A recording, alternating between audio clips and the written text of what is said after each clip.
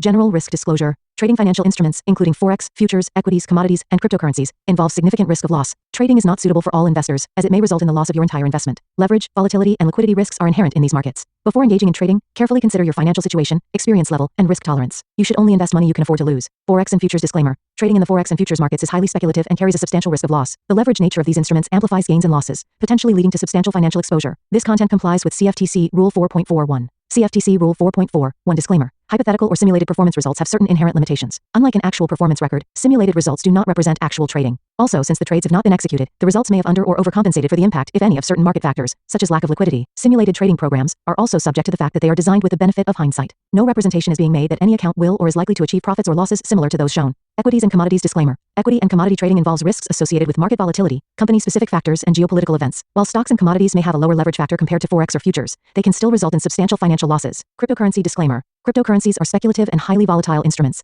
Trading cryptocurrencies involves additional risks, including regulatory uncertainties, security vulnerabilities, and lack of liquidity. Cryptocurrencies are not regulated by most governments or central banks, and their value may be affected by external factors such as news events and market sentiment. Regulatory references. In the United States, this content adheres to the regulatory standards of the Commodity Futures Trading Commission, National Futures Association, and Securities and Exchange Commission. In the European Union, trading practices comply with the European Securities and Markets Authority standards. Global compliance, content aligns with internationally accepted guidelines, but laws vary by jurisdiction. Consult with a licensed professional in your area. Past performance disclaimer. Past performance is not indicative of future results. Any historical results or performance shown in this content are for informational purposes only and do not guarantee future performance. Educational content disclaimer.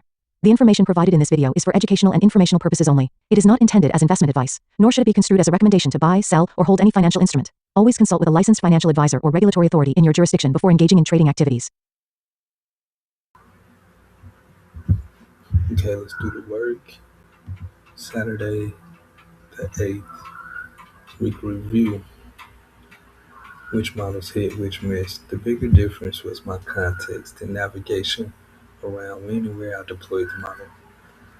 My improvement area is time of week awareness, recognizing when a major range expansion has already occurred, and reducing participation as major event risk approaches. So NFP week, kind of slowing down. Identity, progress, discipline, patience, confidence. Discipline. I made real progress this week.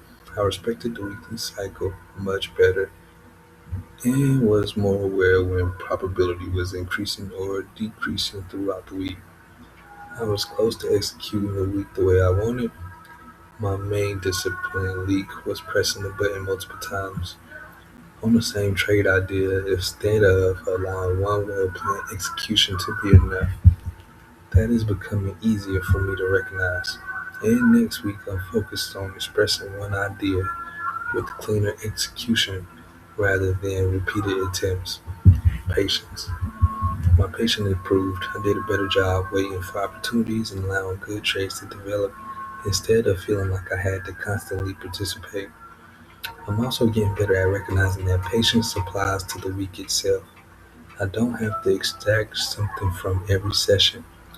Monday through Wednesday offered the better part of this week NFP protocol, and I'm learning to respect when the market has already delivered. Confidence. My confidence is becoming more process-based. I'm gaining confidence that the model works when I put it in the right context, so I don't need to manufacture additional trades after the opportunity has already presented itself. The next level of confidence for me is trusting the first well-executed decision enough that I don't keep pressing the button on the same idea. Identity statement. I am becoming a trader who trusts his preparation, respects the weekly cycle, waits for his model, executes the idea cleanly, and let the market do the rest.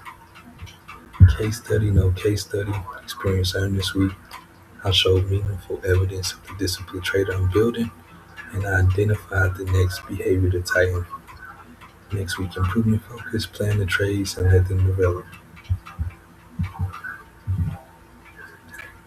Not really power of three here, more of range expansion and consolidate.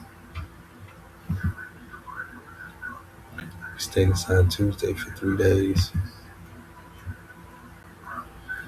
It wasn't really a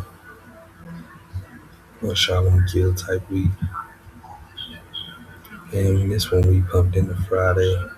So this kind of looks like the start of a major run after leaving this if we start to rally and go crazy. But that's it for the Saturday week review. All right, y'all have a good day. Peace.